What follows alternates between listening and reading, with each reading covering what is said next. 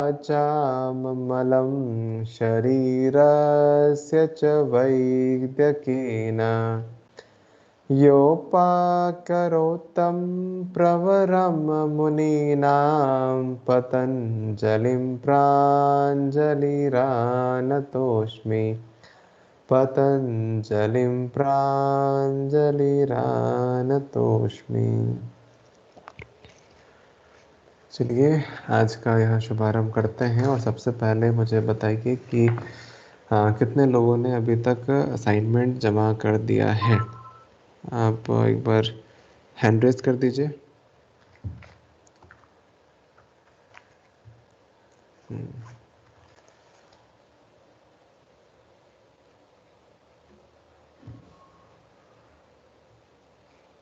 चलिए ठीक है। और बाकी लोग जितने भी हैं, आप अभी इसी वक्त जल्दी से असाइनमेंट जमा करिए, है ना। अभी आप असाइनमेंट कहाँ जमा करेंगे, या तो आप मुझे व्हाट्सएप पर भेजिए, या आपके पास बहुत सारे ऑप्शंस हैं। असाइनमेंट वाले जगह पर भी जाकर आप कर सकते हैं। और आपको चैट का भी ऑप्शन टीम्स में दिखता है, तो वहाँ पर भी आप जमा कर सकते हैं। ये मैंने फीचर देखा, तो यहाँ पर भी आप फाइल को जमा कर सकते हैं। तो ये क्या है, आपका एरिया है। क्योंकि मैं आपका कॉपी चेक कर दिया हूँ, मैंने देख लिया है और मुझे पता है कि उन्होंने सबमिट कर दिया है। तो जो लोग नहीं कर पाए हैं, तो उनके लिए है कि आप इसको कर दें, क्योंकि ये सिर्फ कुछ ही लोगों के लिए तो नहीं हो रहा है। आप लोग टोटल इस कक्षा में अगर देखें तो 35 स्टूडेंट्स हैं, और 35 में सिर्फ गिने चुने 7 या 8 लोगों की कॉपी चेक करने से कोई मतलब नहीं है। मतलब बाकी लोग क्या कर रहे हैं। तो अगर आप उसको सबमिट नहीं कर रहे हैं, तो यह प्रश्न उठता है कि आप क्या कर रहे हैं। क्योंकि आंसर्स आपको मैं रिव्यू करके देना चाह रहा हूँ। मैं खुद, इसमें टाइम लगता है आपके आंसर्स पढ़ने में, फिर उसको रिव्यू करने में, फिर आपको वापस भेजने में। तो जिन्होंने भी एनाटॉमी जो पेपर हमारा था उसके मैंने भेज दिए, तो उसमें भी बहुतों ने, आप लोगों ने नहीं भेजा है। और पतंजलि योग दर्शन का भी यही सीन है। तो मैं यहीं से चीज़ों को ले रहा हूँ कि आप पहले तो सेंड करिए। आपके पास जो भी है, जितना भी आपने लिखा है उसको अभी सेंड करिए, है ना।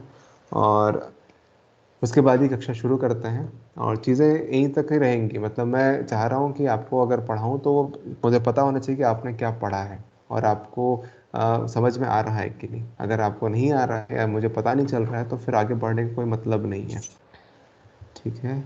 सर गुड तो मॉर्निंग सर। आज शाम 5 बजे तक का समय दीजिए। नहीं, समय आपको बहुत दे दिया गया है अभी तक में। और आप कोशिश करिए कि ऐसा को आज तक, तो आप बोल रहे हैं जितना हो गया उतना ही अभी भेजिए, है ना। समय आपको लगातार मिलता ही रहा है। और ये कुछ ज़्यादा हो गया। कल भी समय था, ऐसा नहीं था कि सैटरडे संडे, या संडे की बात कर लीजिए, वहाँ पर भी सैटरडे को क्लास नहीं हुई थी आपकी। तो उस समय भी टाइम था आपके पास, है ना। तो अभी जितना हो सके लोग भेजिए, और फिर इसको हम लोग करते हैं आगे। ठीक है। देखिए, एक आ गया, आर्यमान का तो आया ही था। जो बाकी लोग हैं उनको मैं कह रहा हूँ, है ना। क्योंकि कल वाला। कल वाला है, अच्छा। तो ये असाइनमेंट्स हैं, इनको आप लोग प्लीज़ भेजिए। मतलब मुझे प्लीज़ नहीं कहना पड़े, तो उसको ध्यान रखिए थोड़ा सा, क्योंकि ये आपके लिए ही है। और इसको अगर आप नहीं करेंगे तो फिर किसके लिए करेंगे, है ना। तो आपको कुछ बोलना है तो हैंड रेज करिए। मतलब आप लोगों के पास कुछ, मतलब किस कारण से आप नहीं कर पा रहे हैं। हाँ अभिषेक, हाँ सूरज, बताइए, आप कुछ बोल रहे हैं। हेलो। हाँ आ रही है आवाज़ आपकी। सर अभी मैं उसको लिख ही रहा हूँ सर, क्योंकि पिछले 2 दिन से मैं क्लास में भी नहीं था, और ये मतलब घर पे भी नहीं था।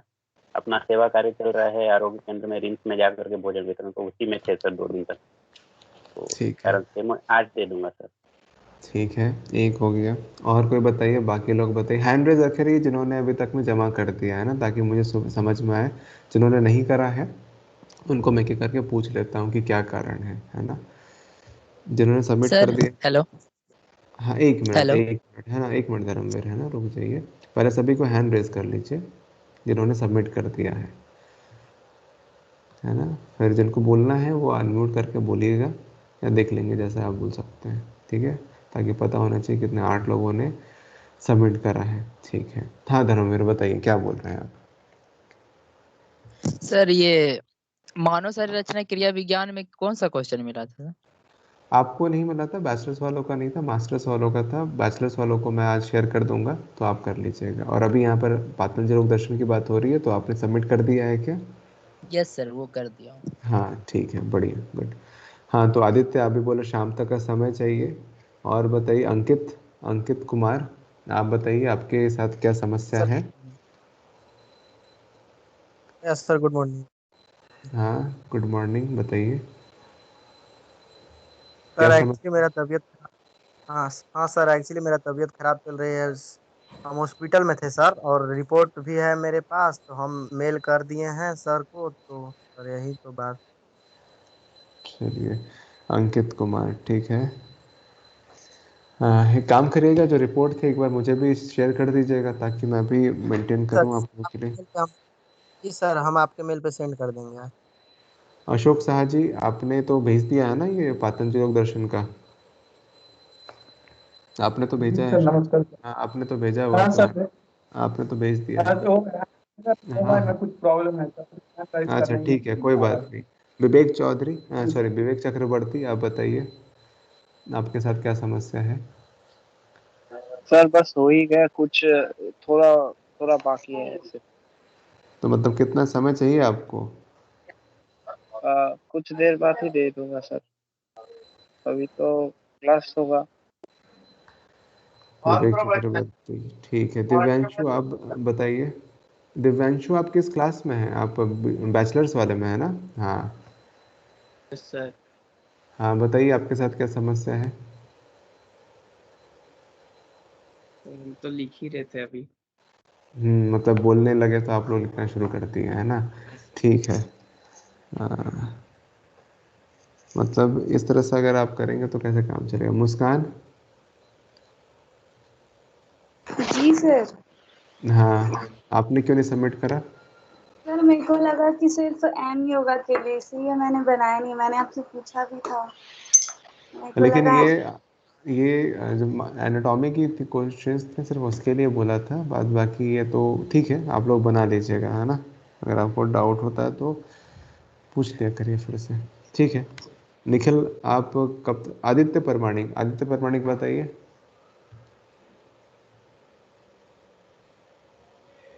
हाँ नमस्कार सर। हाँ। भेज आपके देंगे पास सर। कब भेजेंगे? और अभी तक क्यों नहीं भेजा? तो समय नहीं मिला था सर। मतलब देखिए, आपका और जो पहले मुख्य हम कार्य। उसका क्वेश्चन असाइनमेंट का क्वेश्चन देखे भी नहीं थे सर, बाद में देखे तो फिर नोट्स लिखने में थोड़ा टाइम लग रहा है सर। नहीं तो टाइम दीजिए, लेकिन कंप्लीट करिए। आपके पास कब ये दिया गया था? सैटरडे, संडे, मंडे, आज हो गया ट्यूसडे है ना? हाँ सर। तो मतलब अगर एग्ज़ाम में दिया जाएगा तो आप तो ये तो नहीं बोलेंगे ना कि मतलब बहुत इसको मुझे 3-4 दिन लगेगा। अगर असाइनमेंट दिया जाए उसी दिन बनाने के लिए, तो अगर ऑब्जेक्टिव की जगह सब्जेक्टिव क्वेश्चंस होंगे इस बार, तो तब तो आप एक्सक्यूज़ नहीं देंगे ना। तो उस चीज़ को उस हिसाब से करिए। ठीक है सर। राजकुमार भंडारी, आपके साथ क्या समस्या है?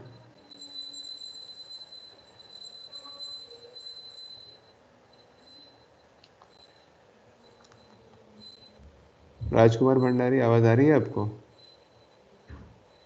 आप क्लास में प्रश्न तो बहुत करते हैं, लेकिन शाम असाइनमेंट तक भी दे जमा करिए। सर, 5 बजे तक।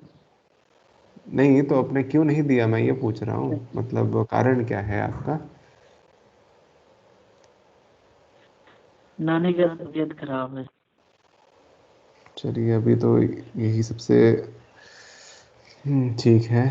शुभंका, आप बताइए। आपने तो सबमिट सर किया है मैंने दे शायद। दिया। हाँ वही तो, हाँ। आपने जमा कर दिया है। सुनिधि, आप बताइए। सर पहले तो डाउट था सर कि हम लोग को करना है कि नहीं, उसकी वजह से सर थोड़ा टाइम लग गया। और सर तबियत भी बीच में 2 दिन 3 दिन फास्ट मतलब नहीं कर पाई थी सर। तो मैं अभी वीडियोस देखी तो मैंने आधा से ज्यादा कर लिया है सर, लेकिन कंप्लीट ठीक नहीं है, हुआ है सर। बहुत सारे वीडियोस एक्सेस नहीं कर पा रहे हैं सर योग दर्शन की। तो जो नहीं कर पा रहे हैं एक्सेस, मुझे बताइए, मैं उस डेट की तो लिंक सर शेयर मैं कर दूंगा। और ये जो भी जिनके साथ भी समस्या हो कि आपको वीडियो पिछले की रिकॉर्डिंग्स आपको एक्सेस नहीं हो पा रही है, आप मुझे मैसेज कर दीजिए, मैं शेयर कर दूंगा। जितना जल्दी हो सकेगा उतनी जल्दी में मैं आपको साझा कर दूंगा उसके लिंक्स, है ना। विजेता, आप, आपके घर में भी कोई तबीयत वगैरह की समस्या थी? सर मैं अभी कंप्लीट नहीं कर पाई हूँ सर, थोड़ा सा टाइम दीजिए, आज शाम तक मैं सबमिट कर दूंगी सर। ठीक है, आज शाम तक में सबमिट कर दीजिएगा, ठीक है। और सेम यस चीज़ सर। आपके लिए दूसरे वाली चीज़ों के लिए भी है, यानी कि जो एनाटॉमी वाला है, तो ये आपके ऊपर ही लोड बढ़ रहा है, मेरे ऊपर नहीं है, क्योंकि ये आराम से एक एक दिन में आपके पास ड्यूरेशन था जब आप लोग इसको कर सकते थे। अब आपको दोनों ही जो असाइनमेंट्स हैं वो आपको कंप्लीट कर लेना है जितना हो सके, है ना। मतलब आप एक ड्यूरेशन ले लीजिए कि 2 घंटे में, घंटे में, जितना भी उतने में ख़त्म करेंगे, ख़त्म करके फिर उसको सबमिट कर दीजिए, है ना। तो वो चीज़ें वहाँ पर होंगी, तो वो चीज़ें थोड़ी सी आपके लिए भी सुविधा रहेगी और मेरे लिए भी रहेगी कि आपको कितना समझ में आए, वो चीज़ें पता चल जाएंगी। और ये टाइम टेकिंग वाला टाइम इतना दे दिया आपको, वो पर्याप्त था, अब तो और ज़्यादा टाइम देने की आवश्यकता नहीं है यहाँ पे। तो इन चीज़ों को आप ध्यान रखिएगा। तो 5 बजे बोला है आप लोगों ने में से ही, तो मैं 5 बजे तक देता हूँ। 5 बजे के बाद फिर वो कंसिडर नहीं करेंगे, फिर कल फिर आपकी क्लास उस हिसाब से ही रखेंगे हम। चलिए, हाँ, शुरू करते हैं ऐसी कक्षा। और चलिए,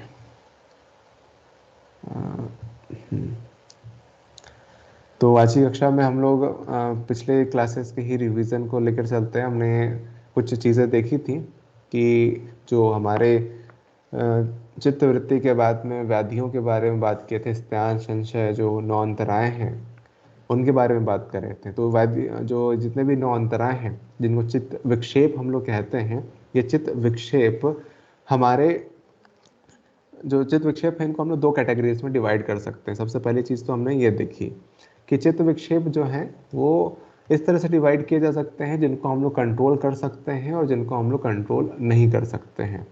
और जिनको हम लोग कंट्रोल कर पाते हैं या जिनके प्रति अवेयरनेस है, आप कंट्रोल तो नहीं कहिए क्योंकि ये आपके ऊपर हावी होते ही हैं, जिनके प्रति आप अवेयरनेस रख सकते हैं, आपको पता चल सकता है कि आप उस व्याधि से ग्रसित हैं, वो एक कैटेगरी हो गई।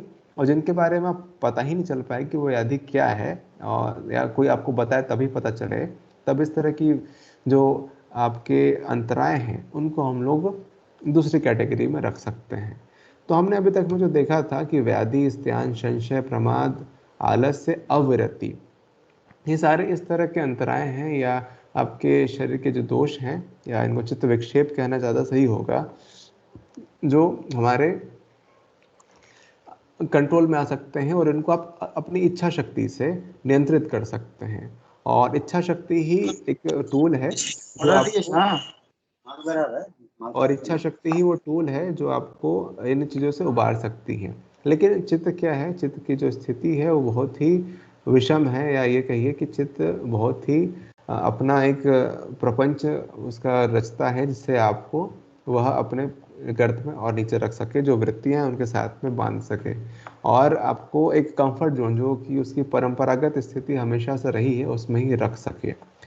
तो इनको हम लोग जब देख रहे थे तब इसमें हम लोग ने अभी 3 चीज़ें और बची हुई थी। एक तो भ्रांति दर्शन, जिसके बारे में कल हमने डिस्कस करा था कि जो आपका वास्तविक स्वरूप है, या जो आपको एक जब आप इन ऊपर वाले जितने भी अंतराय हैं उन अंतरायों से आप थोड़ा सा उबर सकते हैं, या उस स्थिति में आप अपने आप को कर लेते हैं अपनी इच्छा शक्ति के द्वारा, तब चित्त में जो बहुत सारे इस तरह के संस्कार, या कह लीजिए बहुत सारे दबे हुए आपके भावत हैं, या जो कर्म के संस्कार बने हुए हैं वहाँ पे, उन संस्कारों के आधार पर आपको एक इल्यूजन क्रिएट किया जाता है आपके चित्त के द्वारा, जो कि एक अहंकार के स्तर तक भी रहता है और आपको जो भ्रांति दर्शन की स्थिति में आपको लाता है। यह स्थिति कैसी होती है? इस स्थिति में आप जिस स्थिति को प्राप्त करना चाहते हैं उस स्थिति के भ्रम में आप अपने आप को कैद कर लेते हैं, और जो साधना करनी होती है आपको, मुख्य रूप से जो चित्त है वो क्या करवाना चाहता है, आप एक कार्यरत हैं, किसी कार्य को लगे हुए हैं, एक आपका जो फ्लो है, आपका जो क्रम है वो नीचे से ऊपर की तरफ बढ़ रहा है, एक आपका ग्राफ, लेकिन चित्त चाह रहा है वो एक तरह से पॉज हो, उसको रुक जाए।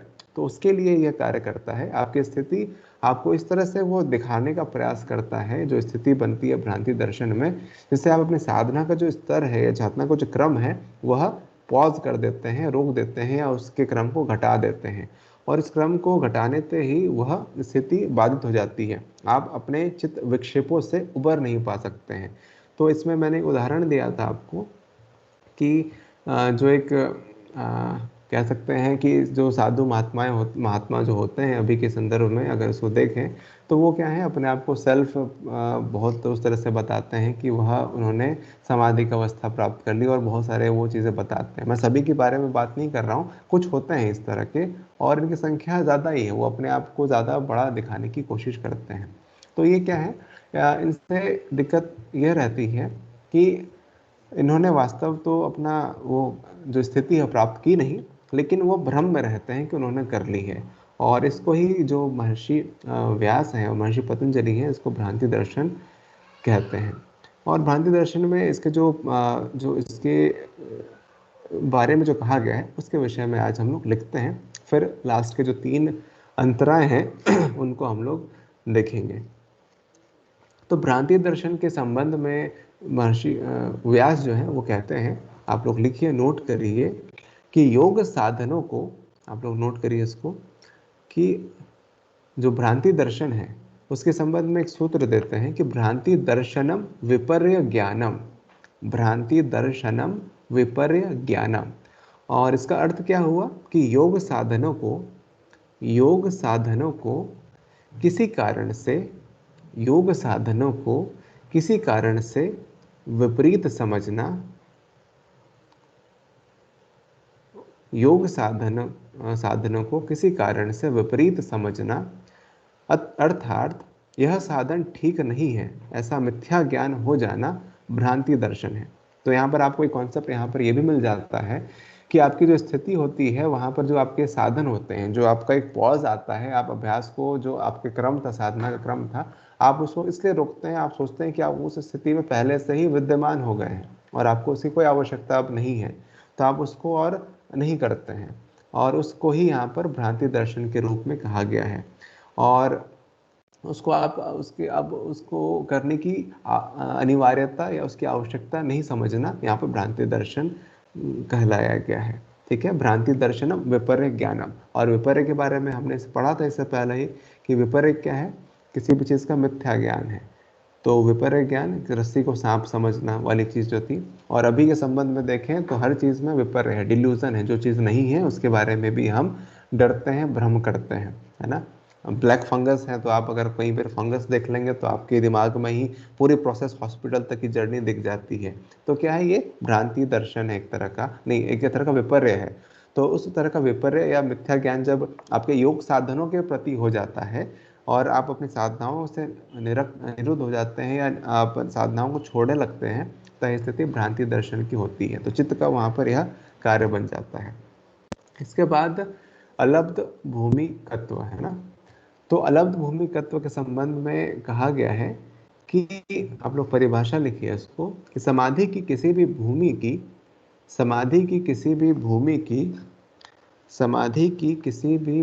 की प्राप्ति न होना अलब्ध भूमिकत्व है। समाधि की भूमि की प्राप्ति न होना अलब्ध भूमिकत्व है। आप लोग डेफिनेशंस लिख लीजिए पहले, उसके बाद मैं फिर आपको इसको एक्सप्लेन करूंगा स्लाइड्स के माध्यम से। तो समाधि की किसी भी भूमि की प्राप्ति न होना अलब्ध भूमिकत्व है। तब इसमें एक चीज़ आ जाती है आपकी कि समाधि की बेसिकली जो हमने भूमियों के बारे में अगर हम लोग देखें तो 4 प्रकार की भूमि बताई गई है। इनको हम लोग डिटेल में आगे देखेंगे। तो सबसे पहला है कि सवितर्क, निर्वितर्क, सविचार और निर्विचार। ये 4 प्रकार की भूमि है। इनके बारे में महर्षि पतंजलि ने अलग से इसके सूत्र बताए हैं, उनको हम लोग देखेंगे, उनको समझेंगे आगे। लेकिन हम लोग यहाँ पर देखेंगे कि जो अलब्ध भूमिकत्व है, ये इन 4 समाधियों को, 4 समाधि की जो अवस्था है, समाधि की भूमियाँ हैं, उनको प्राप्त नहीं कर पाता है। क्यों नहीं कर पाता है, उसको एग्जाम्पल समझेंगे आगे। तो आप लोग ने लिख लिया, मैं फिर से रिपीट कर देता हूँ कि समाधि की किसी भी भूमि की प्राप्ति ना होना, समाधि की किसी भी भूमि की प्राप्ति ना होना अलब्ध भूमिकत्व है। और 4 प्रकार की भूमियाँ मैंने आपको बता दी, सवितर्क, निर्वितर्क, सविचार, निर्विचार। इसके बाद जो 9वां अंतराय है, अनवस्थित तत्व, यानी कि इसमें व्यास जी की परिभाषा है जो आप लोग लिखिए, जो महत्वपूर्ण है। यदि कोई भूमि प्राप्त हो गई हो, यदि कोई भूमि प्राप्त हो गई हो, यदि कोई भूमि प्राप्त हो गई हो किंतु, यदि कोई भूमि प्राप्त हो गई हो किंतु उस भूमि में, उस भूमि में, उस भूमि में चित्त की स्थिति होने पर भी, चित्त की स्थिति होने पर भी, चित्त की स्थिति होने पर भी, चित्त की स्थिति होने पर भी उसका न ठहरना, उसका न ठहरना, उसका न ठहरना अनवस्थित तत्व है। जो चित्त की स्थिति हमने इससे पहले देखी, चित्त की भूमियाँ है ना, समाधि की जो भूमियाँ हैं उसी को हम लोग यहाँ पर चित्त की भूमियों के रूप में समझेंगे। तो जो सवितर्क है, अगर कोई सवितर्क निर्वितर्क या सविचार निर्विचार की भूमि में स्थित है लेकिन उसको मेंटेन नहीं कर पा रहा है, तो उसको हम लोग क्या कहेंगे? अनवस्थित तत्व, है ना। तो ये क्या है? इस प्रकार के क्या 9 अंतराय हैं योग के कहलाते हैं, और इन्हीं को चित्त विक्षेप कहा जाता है, और इसको चित्त मल भी कहा जाता है, और इसको चित्त प्रतिपक्ष भी कहा है महर्षि व्यास ने। तो क्या है कि आपके चित्त में जो वृत्तियां हैं उनके एक बेस बनाने का कार्य करती हैं ये। तो इनके समाधान के लिए फिर आगे हम लोग देखेंगे क्या समाधान हो सकते हैं, लेकिन इनको हम लोग थोड़ा सा समझते हैं। तो सबसे पहले क्या है? अनावस्थित तत्व, और एक मिनट में स्क्रीन शेयर करता हूँ। अनावस्थित तत्व और अलब्ध भूमिक तत्व। तो सबसे पहले अनावस्थित तत्व के लिए क्या है कि अनावस्थित तत्व में जो स्थिति है बहुत आपकी आप उस स्थिति को प्राप्त ही नहीं कर पाते हैं।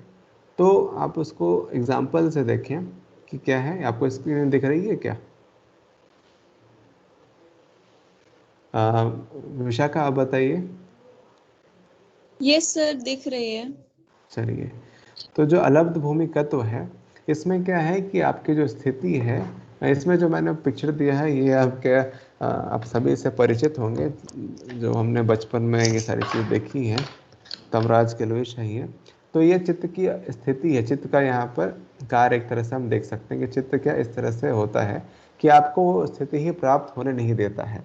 और इसमें मैंने जो बताया कि आपकी जो स्थिति है वो समाधि वाली स्थिति तक में जो चित्त की भूमि है, समाधि की जो अवस्थाएं हैं, समाधि की भूमियां हैं, उनमें वह स्थित नहीं हो पाती हैं। तो हमें 4 भूमियां देखी थी। 4 भूमियों में क्या है कि सवितर्क निर्वितर्क और सविचार निर्विचार। तो ये 4 भूमियां जो हैं चित्त की, उनमें स्थित नहीं हो पाना। तो स्थित में नहीं होना यानी कि आपकी जो स्टेट है उसको नहीं प्राप्त करने का जो मुख्य कारण है वह अपने ऊपर अविश्वास करना है, या अपनी क्षमताओं को इन्फीरियर मानना, या उसको दीन या हीन मानना। तो यह क्या है? आपके चित्त की स्थिति उस समय होती है।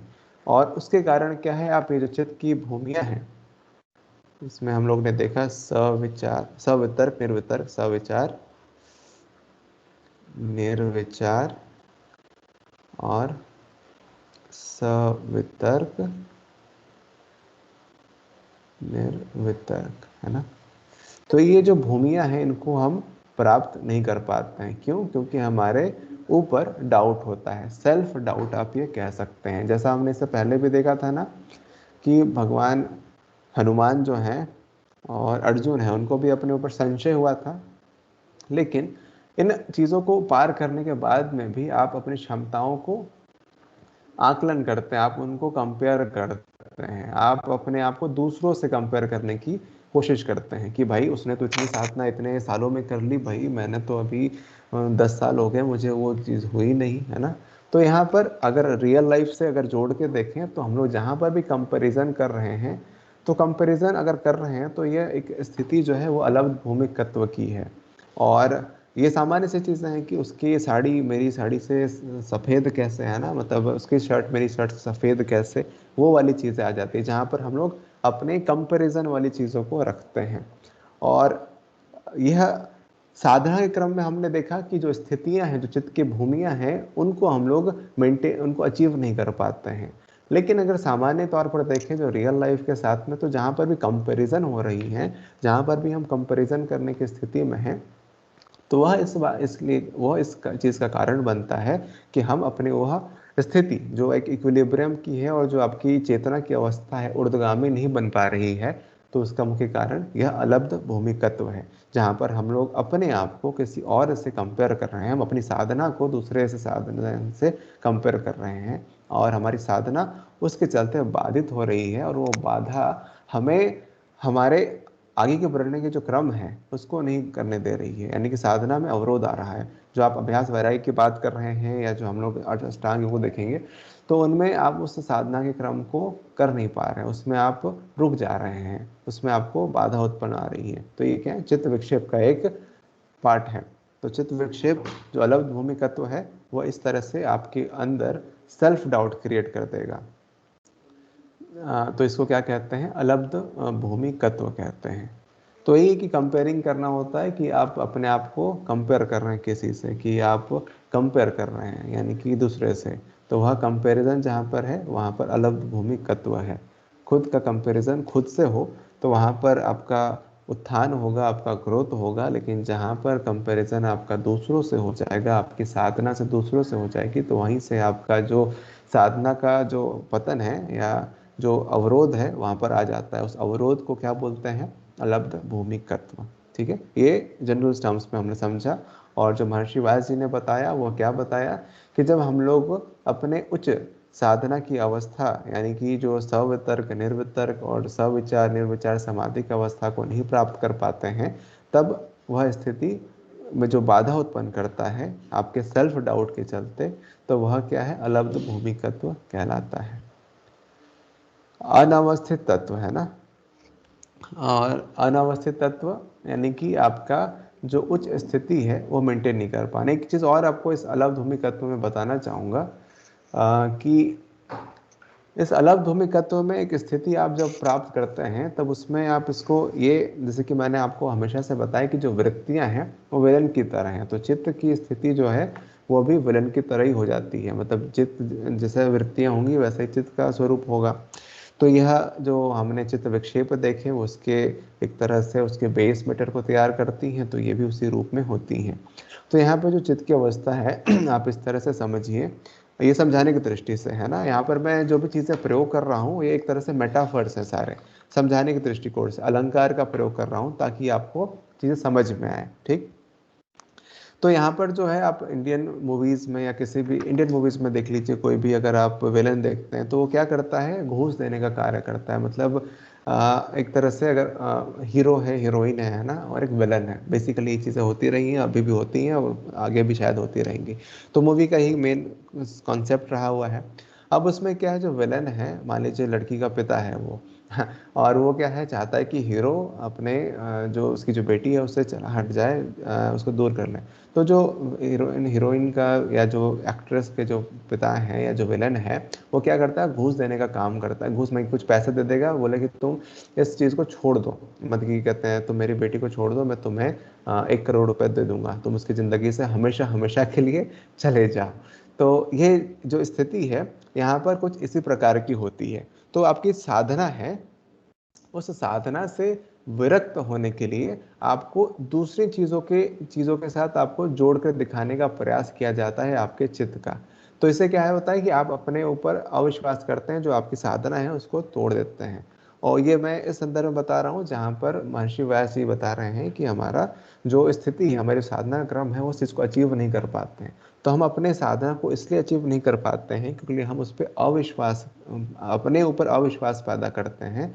और अविश्वास जो उत्पन्न होता है उसके चलते, इसके पहले वाली जो स्थिति थी भ्रांति दर्शन और अलब्ध भूमिकत्व, तो इस स्थिति में क्या होता है कि आप अविश्वास जो क्रिएट करते हैं तो अपनी साधना को छोड़ने लग जाते हैं। यानी कि जो हीरोइन है, जो आपका जो प्रिय है, जिसको आपको अचीव करना है, समाधि की जो अवस्था है, आप उसके तरफ में नहीं जा पाते हैं, आप उसको छोड़ दे रहे हैं किसी सांसारिक वस्तुओं को प्राप्त करने के लिए। तो एक तरह से ये यहाँ पर समझाने की दृष्टि से था। ठीक है, तो मतलब मैं एग्जाम्पल इस तरह से दे रहा हूँ ताकि आप रिलेट कर सकें। एग्जाम में अगर लिखने को आया तो ऐसा बिल्कुल मत लिखिएगा। ठीक है, आपको समझाने की दृष्टि से ये सारे अलंकारों का प्रयोग। ठीक है, अब अनावस्थित तत्व। अब अनावस्थित तत्व की बात जब हम लोग बात करते हैं तो यह स्थिति में क्या है कि आप गिरते रहते हैं, और इसके उदाहरण भारतीय संस्कृति में ढेरों पड़े हुए हैं।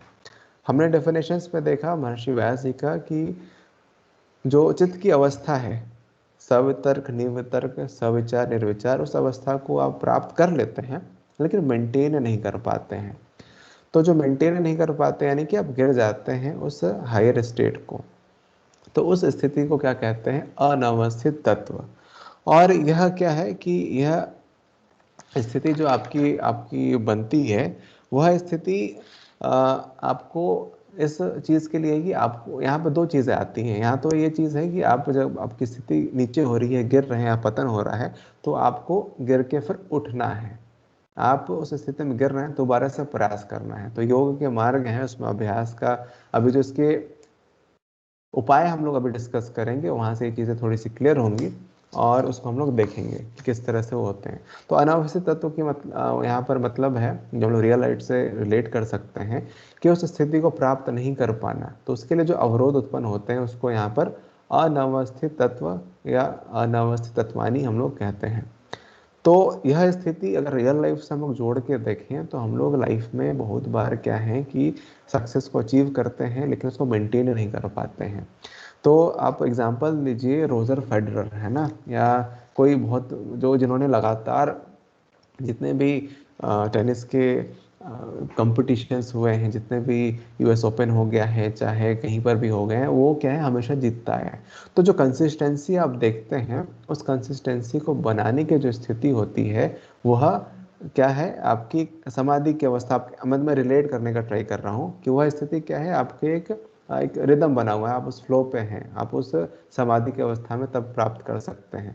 उसमें कोई ब्रेक अगर आता है तब वह वहाँ पर जिस कारण से ब्रेक आता है वो अनावस्थित तत्व होता है, उसको हम लोग कह सकते हैं। रियल लाइफ के एग्जांपल के संदर्भ में अगर इसको हम लोग लें तो वहाँ पर आवश्यकता क्या होती है कि वह उस स्थिति में हम लोग वापस अपने उस साधना के क्रम को कंटिन्यू करें, ये आवश्यक है। क्योंकि आपका जो चित्त है वो चाहेगा कि आप अपने आप को दीन, दुर्बल, हीन और उस तरह से समझें ताकि आप उस साधना को छोड़ दें और फिर आप अपने जो चित्त जैसा चाहता है, उसका जो सुअर वाला पिक्चर याद करिए, उस स्थिति में आराम से मजे लेना चाहता है। क्योंकि चित्त की स्थिति, वो जो उसमें वृत्तियां हैं उसके कारण वैसी बनी हुई हैं, वो उस स्थिति में खुश है और उस स्थिति में वो रहना चाहता है। तो वह आपको इस स्थिति में लाने का प्रयास करता है। तो यहाँ पर आवश्यकता है कि आप अपने आप को जितनी बार भी आप गिरे, यहाँ पर देखें अलग अलग तरह से व्यक्ति गिर रहा है, तो आप उस स्थिति में अपने आप को दोबारा से बाउंस बैक करें, आप दोबारा से उठें। तो यह स्थिति हमारी होनी चाहिए। तो इस तरह से हम लोग कर सकते हैं। और इसमें हमेशा याद रखिए, गुरु की आवश्यकता होती है। गुरु ही वो रहता है, जो गुरु ही वो शक्ति है जो आपको इस जो अवस्था है उससे उठाने के लिए ऐसे जो भी सही सलाह होगी वह देने में सक्षम होता है। ठीक है, तो यहाँ पर ये चीज़ें हमने देखी। और इसमें आप ये साधना के क्रम में ऋषि मुनियों को उदाहरण लें तो बहुत सारे ऐसे ऋषि मुनि हैं जिनको हम लोग ले सकते हैं।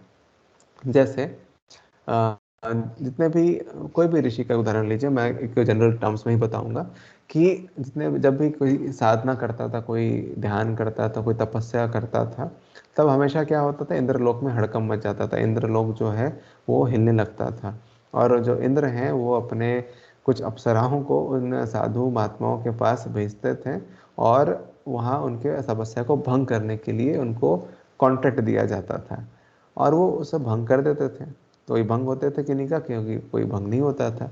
तो जिनकी तपस्या भंग हो जाती थी, वह जो स्थिति है, जो यहाँ पर मेनका है या जो रंभा है, मतलब ये नाम जो भी अप्सराएं रही हैं, जो अप्सराएं हैं वो यहाँ पर क्या कार्य कर रही हैं, अनावस्थित तत्व वाला कार्य कर रही है। ट्रेडिशनल एग्जाम्पल मैं दे रहा हूँ। और उसके कारण क्या है, जो आपकी एक स्थिति थी समाधि की, जो आपको मेंटेन करनी थी, उस स्थिति को वह खंडित हो जाती है, बाधित हो जाती है। तो उसको क्या कहते हैं, उस चित्त विक्षेप को अनावस्थित तत्व कहते हैं। ठीक है, और ये चीज़ एग्जाम्पल के रूप में दिया रियल लाइफ एग्जाम्पल्स में ही कि जो फेलियर्स हैं हमेशा लाइफ के पिलर्स होते हैं। तो इसमें अगर हम लोग सक्सेसफुल देखते हैं अबुल पाकिर जैनुल आबदीन अब्दुल कलाम जी को, तो उन्होंने बहुत सारे फेलियर्स के बाद उनका जो है अचीवमेंट उन्होंने प्राप्त किया। तो फेलियर्स के बाद बाउंस बैक करना चाहिए। जो एडिसन है, इनके जो बल्ब है, वो बल्ब कितने सारे एक्सपेरिमेंट्स के बाद उनका एक सही वर्किंग मॉडल बना था। तो वो 9,999 बार भी अगर आप फेल होते हैं, आप अपनी स्थिति में रहते हैं, तो बाउंस पे करना चाहिए। ठीक है, अब हम लोग अपने टॉपिक पे वापस आते हैं कि योग अंतराय के विषय में ही। तो योग अंतराय को हम लोग देखते हैं। तो व्याधि, स्त्यान, संशय, प्रमाद, आलस्य, अविरति, भ्रांति दर्शन, अलब्ध भूमिकत्व, अनवस्थित तत्व, ये सारे क्या हैं? हमारे योग के अंतराय हैं, जिनको हम लोग चित्त विक्षेप कहते हैं। अब इनके साथ में कुछ और भी चीज़ें होती हैं जो हमारे जो साधना के क्रम में बाधा उत्पन्न करती है, जिनको महर्षि पतंजलि अगले सूत्र में 1/31 सूत्र में बताते हैं। तो वह सूत्र क्या है कि दुख दौर मनस्य अंगमय जयत्व श्वास प्रश्वास विक्षेप सह भुवः। तो चार चीजें ये बता रहे हैं। एक तो दुख दौर मनस्य, अंग में जयत्व, श्वास प्रश्वास, ये चार चीजें ये बता रहे हैं, इनसे भी दुख होता है। ये भी दुख नहीं, ये भी चित्त विक्षेप हैं। ये भी इस तरह के भी अन्य चार, ये चार क्या पांच है, ये 5 विघ्न हैं। तो इन 5 विघ्नों की भी चर्चा करते हैं। एक दुख हो गया, दौर मनस्य हो गया, अंगमय जयत्व, श्वास है और प्रश्वास, दोनों ही चीजों को लिया गया है, श्वास भी प्रश्वास भी। ये क्या है? हमारे 5 और विघ्नकों की चर्चा महर्षि पतंजलि कहते हैं। और जो हमने अभी इससे पहले देखे तो 9 अंतराय प्लस ये 5, तो इस तरह के ये और हमारे 5 विघ्न हैं जिनकी चर्चा कर रहे हैं। तो दुख के संबंध में कहा गया है कि 3 तरह के दुख होते हैं। आप जब भी कोई शांति मंत्र या शांति पाठ कभी भी करते हैं, तो वहाँ पर लास्ट में 3 बार शांति शांति होती है। ओम शांति शांति शांति।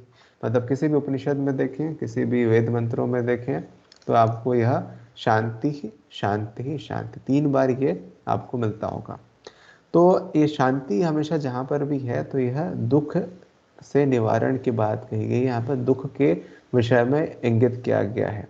और ये जो दुख हैं 3 प्रकार के बताए हैं, और तीनों दुखों से निवारण का ही वह 3 बार लिखन जो है शांति का, वह लिखा जाता है। तो 3 प्रकार के दुख कौन कौन से हैं आप लोग लिखें। तो सबसे पहला दुख कौन सा है? आध्यात्मिक दुख। एक मिनट,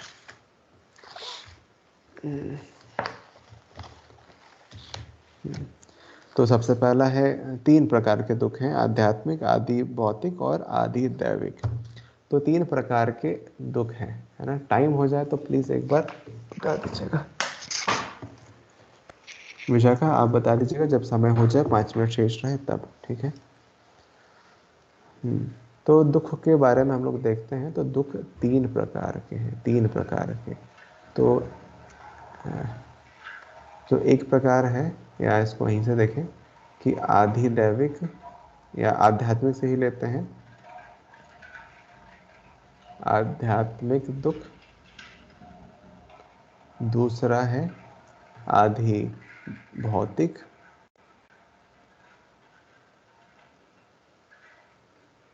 आधि भौतिक, और तीसरा है आधि दैविक, आधि दैविक। इन 3 प्रकार के दुखों की चर्चा गई है। तो जो हमारे आध्यात्मिक दुख हैं, तो जितने भी काम क्रोध के कारण जो व्याधि या इनके आदि के कारण जो है क्या, इंद्रियों में किसी प्रकार की अगर विकलता, इनका डेफिनेशंस आप लिख लीजिए। आप ये हरिहरानंद जी के अनुसार हैं, आप डेफिनेशंस लिखेंगे तो आपको समझने में भी सुविधा हो जाएगी। लिखिए, काम क्रोध आदि के कारण, काम क्रोध आदि के कारण,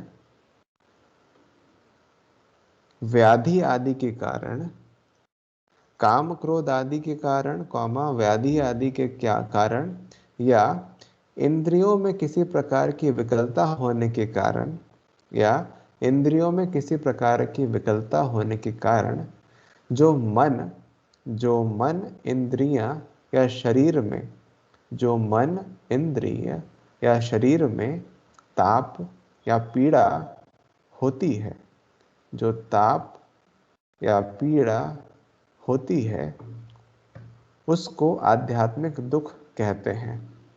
मैं रिपीट कर रहा हूँ, काम क्रोध आदि के कारण, व्याधि आदि के कारण या इंद्रियों में किसी प्रकार की विकलता होने के कारण जो मन, इंद्रिय या शरीर में ताप या पीड़ा होती है उसको आध्यात्मिक दुख कहते हैं। ठीक है, तो यह जो डेफिनेशन है, इसके बाद फिर आप दूसरा और लिख लीजिए, डेफिनेशन पहले लिख ही लीजिए, तब आपको इसको डिस्कस करने में सुविधा होगी, समय भी आपका कम है। दूसरा है आध्यात्मिक दुख, सॉरी आध्यात्मिक है, उसके बाद क्या है आधि भौतिक दुख। तो आधि भौतिक दुख में है कि मनुष्य पशु पक्षी, मनुष्य पशु पक्षी सिंह, मनुष्य पशु पक्षी सिंह, व्याघ्र, मच्छर और अन्य जीवों के कारण, यह हरिहरानंद जी के अनुसार ही है।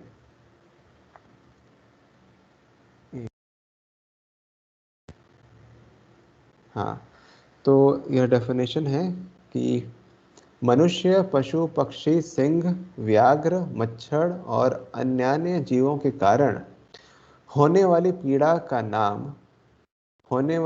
का नाम आधि भौतिक दुख है। आधि भौतिक दुख है। इसके बाद डेफिनेशन आप एक और लिखिए आधि दैविक दुख के लिए। ये हरिहरानंद हरिहरानंद बोल रहा हूँ मैं अभी, हरि कृष्ण दास गोयनका जी का है ना, हरि कृष्ण दास गोयनका जी का ये, हरि कृष्ण दास गोयनका जी की परिभाषा लिखिए आधि भौतिक दुख के लिए, आधि दैविक दुख के लिए। आधि भौतिक के लिए आपने लिख लिया क्या, सर्दी गर्मी वर्षा भूकंप, सर्दी गर्मी वर्षा भूकंप आदि, सर्दी गर्मी वर्षा भूकंप आदि दैवी घटनाओं से, दैवी घटनाओं से, आदि दैवीय घटनाओं से होने वाली पीड़ा का नाम, होने वाली पीड़ा का नाम, होने वाली पीड़ा का नाम आदि दैविक दुख है। ठीक है, तो अगर हम लोग समझने का प्रयास करें दुख को, तो जो आध्यात्मिक दुख में हमने परिभाषा लिखी थी कि काम क्रोध आदि के कारण, फिर व्याधि आदि के कारण, इंद्रिया में किसी प्रकार की विकलता होने के कारण, तो इसको हम लोग दो प्रकार से चीज़ों को समझ सकते हैं। तो शारीरिक और मानसिक जो दुख है, जो आध्यात्मिक दुख है, उसको दो प्रकार से समझ सकते हैं, एक शारीरिक और एक मानसिक। तो जो शारीरिक दुख है उसमें क्या है कि शरीर में जितने भी बुखार होने का है या डायरिया, अतिसार हो गया है, ये सारे क्या है शरीर की व्याधियां हैं। तो इनको हम लोग शारीरिक दुख, शारीरिक रूप में देखते हैं, जो हमारा आध्यात्मिक दुख के अंतर्गत में है। मानसिक आध्यात्मिक दुख में हम लोग देखते हैं जितने भी आपके मेंटल इमोशंस से रिलेटेड आपके नेगेटिव इमोशंस हैं, जैसे कि काम क्रोध आदि के कारण जो भी दुख उत्पन्न होता है, गुस्सा आपने किया, गुस्सा से आपको बहुत चीज़ का नुकसान हो गया, तो आपको दुख हो रहा है, तो वह क्या कहलाएगा, आपका मानसिक आध्यात्मिक दुख कहलाएगा। इसी तरह से ही जो आदि भौतिक है, इसको बहुत ही सामान्य है कि जो जितने भी जीव जंतु, आपको मच्छर है वो काट रहा है तो आपको पीड़ा हुई, आपको खुजली कर रहा है, आपको दर्द हुआ, जो बर्रा है या मधुमक्खी है वो आपको डंक मार गया, तो इससे क्या है, आपको पीड़ा हो रही है। यह जो पीड़ा है इसको हम लोग आधि भौतिक दुख कहेंगे। और तीसरे जो प्रकार का दुख था कि आधि दैविक दुख, यानी कि इस प्रकार का दुख इस प्रकार से उत्पन्न होता है जो कि प्राकृतिक आपदाओं से निर्मित हो। कहीं पर भूकंप आ गया, कहीं पर बाढ़ आ गई, कहीं पर अतिवृष्टि हो गई, कहीं पर भूस्खलन हो गया, तो उससे क्या है कि जान मान का लॉस हो जाता है, जो हानि होती है, यह सभी हानि से, यानी कि मान लीजिए किसी ने अपने प्रिय को खो दिया, किसी का घर तबाह हो गया, किसी की फसल बर्बाद हो गई, तो ये सारे जो दुख हैं, इससे जो उत्पन्न दुख हैं, उनको हम लोग क्या कहेंगे, आदि दैविक दुख कहेंगे। ठीक है, तो यह दुख तीन प्रकार के बताए गए हैं। तब इसी प्रकार से हम लोग अलग अलग और दो चार चीज़ें हैं, दौर्मनस्य, अंगमय जयत्व, श्वास प्रश्वास, इन सभी को देखेंगे और इस अंतरायों को दूर करने के उपाय हम लोग अगली कक्षा में देखेंगे, जो कि बहुत बहुत इम्पोर्टेंट है। और आपके लिए यह है कि पढ़ के आइएगा, है ना, इनको आप पढ़ के आइएगा और जो अभी तक पढ़ाया गया है उसको एक बार रिवाइज करके आइएगा, ठीक है। मतलब मैं बोल ही सकता हूँ, करना आपके ऊपर है, ठीक है। तो यहीं से हम लोग कक्षा को समाप्त करते हैं। कुछ पूछना हो तो आप पूछ सकते हैं, हमारे पास 2 मिनट है। हाँ 1 मिनट मोनिका, हाँ बोलिए। जो आपने 2 डेफिनेशंस निकाली है सर, हरिहरानंद जी नहीं नहीं, ये ही द्वारा ये हरिहरानंद मैंने गलत बोला था, ये हरे कृष्णदास गोयनका जी की थी, है ना, तो वो करेक्ट कर लीजिएगा। भाषाएं ना। फिर से एक बार दोहराएंगे, मैंने आपको बीच में टोक भी दिया था, फिर से बताइए। नहीं सर, ये पूछना चाह रहे हैं कि जो आध्यात्मिक दुख, आदि भौतिक दुख, ये 2 परिभाषाएं भी हरि कृष्ण गोनका जी के द्वारा दी गई है सर। जी जी जी जी, उन्हीं के द्वारा दी गई है। Thank you sir. हाँ सूरज बताइए आपका प्रश्न। कोई और भी पूछना चाहते तो हैंड रेज कर लीजिए। हाँ सर, ये जो आप बताए चित्त की या समाधि की 4 स्थितियां जो बताए थे, जो कि एक ये जो बताए अपना क्या जो आपको मैंने ये जो भूमिया बताई है ना, समाधि की भूमिया बताई मैंने। भूमिया सर जी। हाँ तो क्या है, अलग भूमिकत्व। उसमें कहा था तो हाँ, तो उसमें क्या, समाधि किसी भी भूमि की प्राप्ति ना होना क्या है, आपका अलग भूमिकत्व कहलाया गया। जो महर्षि व्यास हैं उन्होंने ये बताया है कि जो समाधि की किसी भी भूमि को अगर आप प्राप्त नहीं कर पाते हैं तो वो अलग भूमिकत्व कहलाता है। तो वो जो समाधि की जो भूमियाँ हैं वो 4 प्रकार की बताई गई हैं, सवितर्क, निर्वितर्क, सविचार, निर्विचार, ठीक है। तो ये 4 भूमियाँ जो हैं इनको आप लोग एक बार, हाँ ये अच्छा है आपने बताया। तो इससे एक चीज़ है कि आप लोग इसको एक बार देखिएगा, है ना, इसके जो सूत्र है उसको खोजिएगा, है ना, ये आपका टास्क है, बस खोजना है। मतलब इसमें मुश्किल से आपको 5 मिनट लगने चाहिए। आप 5 मिनट टाइमर से लगा लीजिए। अगर 5 मिनट मिलते हैं तो वेल एंड गुड, नहीं मिलेंगे तो फिर देखना पड़ेगा। तो ये है, इसी समाधि पाद में ही है। तो मैंने हिंट दे दिया, तो आप इसका सूत्र खोजिएगा और कल मैं ये पूछूंगा, ठीक है। अगर हो सके, संभव अगर समय आपको मिले, आप लोगों में सभी के लिए है, तो इसको पढ़ के भी आइएगा, ठीक है। चलिए, तो 4 भूमियाँ हैं, ठीक है। और किन्हीं का कोई प्रश्न है? चलिए ठीक है, तो फिर हम लोग अगली कक्षा में मिलते हैं। अगली कक्षा एनाटॉमी की ही है शायद। चलिए, सभी को प्रणाम। हाँ, चलिए अगली क्लास में मिलते हैं। धन्यवाद।